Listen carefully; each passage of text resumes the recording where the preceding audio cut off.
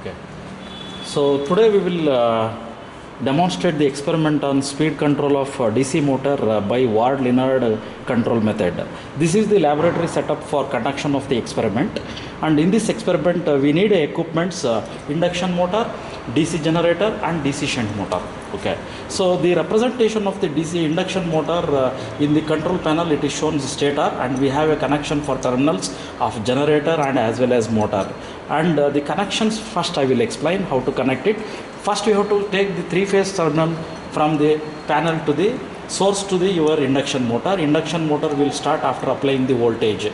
Then this induction motor is act as a prime mover for the generator.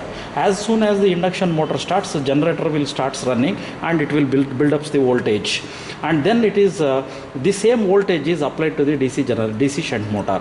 Okay, and one more thing is that there are two rheostats are using for DC field shunt generator field resistance, and this is the shunt field DC motor resistance.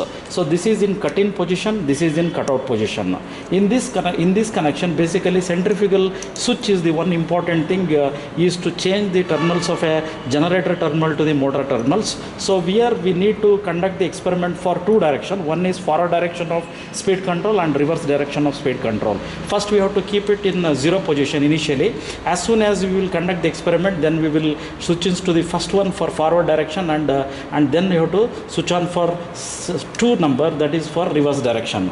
So now this is the connections where both the shunt generator field rheostats are connected to your DC supply, because this is the source for the excitation. Okay, and centrifugal switch is made to the connection for the armature terminals of both shunt generator and the shunt motor.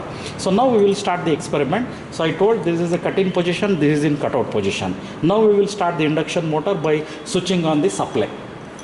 Switch on the supply, three-phase supply.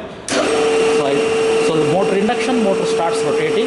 This is the speed of an induction motor, and coupled to the generator starts building it is not still building up the voltage because the excitations is not given.